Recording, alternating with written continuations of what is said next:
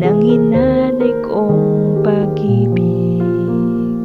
Sadyang ganito ang nagmamahal, di ka dapat mabahala.